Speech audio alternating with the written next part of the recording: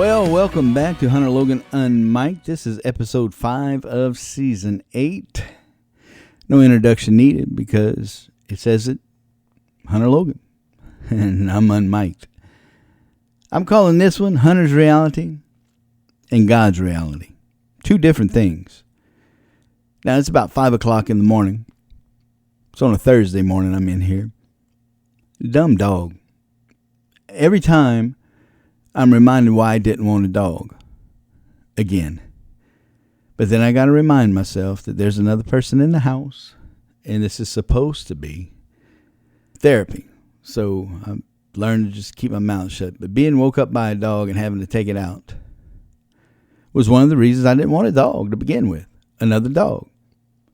Because that's what was going on with Zoe every morning. When I'd get up, she'd get up and go. But this stupid dog, it gets up when it wants to get up. You can't train it on a specific schedule for some reason. So it'll wake me up at 4. But I tell it to go back to bed. But lately, I've been getting up when it gets up. But I've been going to bed earlier because I've been doing a lot of stuff out in the yard. It's been hot. And therefore, I end up going to bed earlier. Now, I think it's been 3 years. I keep saying maybe 3 or 4, but I believe it's only 3 years since Hurricane Delta. And it could be 4. I haven't really went back to get the proper timeline. But the fence has been down. And I hadn't been able to get it out of my yard, picked up, and put to the road. Of course, weeds and trees were growing, and it just got worse. So the best I could do is just manage it. And when I say manage it, that would be weed eating it and cutting the yard until my weed eater broke.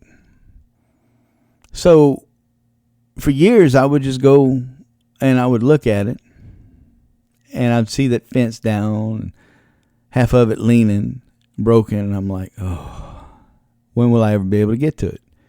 Because one year we had a torrential rain where it just rained and rained and rained. One year it was drought-like.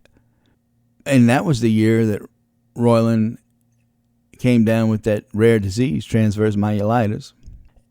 And I've been playing 24/7 caretaker since then. So it hasn't left any time, really, for anything. I have to do things provided on when I can get someone to take care of her. And now with her broke foot, and it looks like she has some discs that have went bad in her back. So no telling where this is going to end up. So I had to sell the Gibson, not the Dove, but the other one I had, which was a rare, pretty rare guitar too. Not as rare as the Dove, but it was a J55 and they don't have many of them. And it had been a project I'd been working on. But I had to sell it to make ends meet at the radio station. So that's why I had to make a trip to hand deliver that guitar. You don't mail something like that. I mean, Anyway, my daughter-in-law stayed with my wife.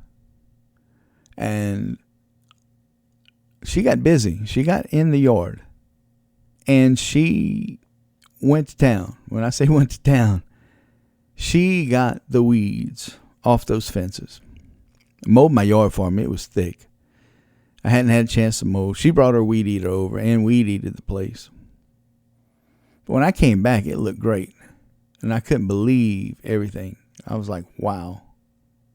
And I was waiting to be able to get my 3 boys. I was going to get them, at least 2 of them, and get them to come help me one Saturday. And I figured between all 3 of us, it wouldn't take long. We could get that fence yanked out off the ground, get it out of there, cut it up, and get it to the road. I just knew I couldn't do it by myself. It was too much. But after seeing it, and after all the weeds and the tree was cut down off of it, and all the limbs that had fell on it and been piled up on it, after all that was removed, I thought to myself, maybe I can just hook up with the lawnmower on it and put some chain on it, because I still have my son's riding lawnmower I'm holding for him.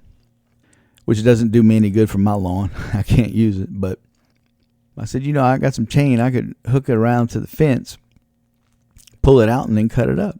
And sure enough, that's what I did. So every day after work, for a week and a half, I did that. And I was able to get it done. Pulled it out, cut it up. It was a job. It was a big job for a one-man guy like me. And then, I had to get all these pine needles and branches that were on our patio covering. It's a tin roof. It's an open patio. It's a tin roof. And I had repaired it from the hurricane best I could. But since then, some limbs, big branches that fell on it, put some holes in it. And of course, 2 years or 3 years of pine needles were on there. So I got my son to come over. He's the only one of the twins. He's the only one that can get up there. He's not as heavy as the rest of us. So he got up there and got pine needles off for me. And also, I had some spare tin, and he put it up there for me, screwed it down. But I had to go back and silicone the bottom of the screws. I cut the screws, and then I put silicone around them because I didn't have screws with washers to go on top. So I said, that's all right. Just screw it down, and I'm gonna silicone from down here because there's some other holes I needed to cover up, and I needed to bang the tin back in some places. So I had some repairs to do, and I needed to repair some boards under there, and I did that. And I got all that done. And upon finishing yesterday, because I did it yesterday, now I'll have to wait for a rain to come to make sure that I got everything. I got everything that I could see, but I'm sure there's going to be something that's going to leak. But once I see it, I'll be able to fix it. Now, at the end of the day, I had to cut a few pieces of board and do some runners and stuff. And then I had to go back and paint them green so the carpenter bees don't come. I had the green paint. And then I had to stir, man, I didn't have a brush. I'm like, oh no. I'm all hot and sweaty, got crap all over me, and I don't want to go to the station and get a brush. I got paint and stuff at the station, but I don't think I have anything in the house. But I seen a brush. I know I seen a brush somewhere. And at the last minute, I was going to make up something. Like I was going to get some sponge, and I was just going to put it on with a sponge. And then I remembered. And I looked, and there it was, that one brush. I'm like, thank you, Jesus. So I was able to paint that and get that all done. And I'm sweating, just wet, because I sweat like crazy. As I'm done, I'm able to look out across my yard. Now, I still got to get the part for the weed eater. I got to order that. So I got to wait till I get about $45 extra so I can order it. And then I'll be in business. Good business. But as I'm looking across the yard, my backyard that is, now my privacy fence is missing. And that's okay. I'd like to have it back, but I don't. But as I'm looking across my yard, and I'm visualizing what it used to be, and I'm looking at it now. Now there's some bare spots where that fence was. There's still a few weeds I have to pull up. For the most part, it is done. The low spots where the water was staying from where that garden was, I filled in with the pine needles. As I'm looking, and I'm looking from inside the house, I can see where it's level now. I'm like, oh, that's good. So it used every bit of it, and it just, somehow or another, I did it. I got it where it was level. And I'm like, well, thank you, Jesus. Now, for me, that's something that had been driving me crazy almost. Like every time I had to go in my backyard, every time I mowed, I'm like, oh. Because I got weeds growing on the cement out of it. It covered up the stones that we got. I used to be able to keep that down. My daughter-in-law took care of that for me. We could see it again. It was just, man, everything was just, so in disarray for me. Now, I like a nice yard. I like to keep my front yard done. I like to keep my backyard done. I like it to be nice and neat. I really do. I like to keep my yard nice. Just like I like to keep my trash cans clean. I don't have dirty trash cans. I know they're for trash, but I don't have dirty, stinky trash cans. As I'm feeling good now, because this has been driving me for the last 3 years. For the last 3 years, every time I go out there, I get frustrated. Now I'm thinking, now I don't have to get frustrated. And when it's going to rain, I'm not going to have wet puddles all over the patio now. It should be dry. And that'll be nice.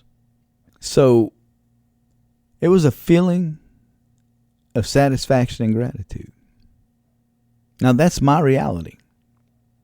That's something that's been yanking at me for 3 years. Now, what was stopping me from going and doing a little bit every day? What was stopping me in the last 3 years from going out there and doing something a little bit every day? Because surely in 3 years, they had to be times when I could have went out there for an hour or two and did something. Think about this. Yeah, I had a lot going on. Yeah, I had stuff to do. Yeah, it rained a lot. Yeah, it did. But there had to be times. Why couldn't I do what my daughter-in-law did? If I would have done a little bit every day, for a few hours a day, if I would have done a little bit, just a few hours a day, it would have got done. It took me a week and a half of just 2 to 3 hours a day. And that's all I spent on it. I didn't want to overdo it. I didn't want to do it all in one. I didn't want to overdo myself. But 2 to 3 hours a day in the afternoon, and it was done. A little bit at a time. And it took me a week and a half to do it. And got it all done. Still took care of my wife. Still did the radio station like I had to do. And I'm still practicing. I'm coming in a little bit earlier sometimes, but I'm still sleeping. I'm getting the rest. And I exceeded my goal of weight loss. I was targeting a certain amount, and I'm under it. I beat it, actually. So I set a new one. Hope I can get that. So I'm trying to get some promo pictures done, and I want to be in a video, too. So I want to be down for that. But what was stopping me from that? That's Hunter's reality. So God's reality, right? I wonder if he's saying, what is stopping them? What is stopping my people from communicating with me a couple of minutes a day? Not even an hour or a couple hours. Why won't they read my word? Why won't they just take 5 minutes and find a place somewhere quietly and just meditate on me? Why won't they just spend some time with me? They have time for everything else, but yet they won't make time for me. That's God's reality. When he looks at us, he's like, oh, I see you're making time for this. I see you're making time for that. I see you're making time for this. But what about me? Could you make some time for me? I mean, you say I'm first in your life. You say I'm no, but you make no time for me. Where's the time? Is it too daunting? Is the task too big? See, that's what I wonder. Did it pile up so much, and did it get to a point to where, oh man, this is just too much. I'll never get this cleared. I even thought that sometimes. I'm like, I'll never get this done. It's done got so big that I'll never get this done. But once my daughter-in-law cleared all that stuff, I'm like, you know what? I'm going to do this. I'm going to do this. All I needed was a little help. I need a little help to be shown that it could be done. I just need a little help. Once I got a little help, it was on like a chicken bone or Donkey Kong, whatever they say. Just needed some help. Maybe in your spiritual life, you just need a little help. You just need a little help. Hey, brother, can you pray for me? Hey, pastor, can you pray for me? Hey, sister, can you pray for me? Hey, sister, I need you to make me accountable. Ask me this. Hold me accountable for this. Make sure that I'm doing this. Hey, brother, can you help me with this? Can you help me with this? Maybe you just say, Jesus, can you help me with this? All I know now, I'm back on track with my yard. And it's a great feeling.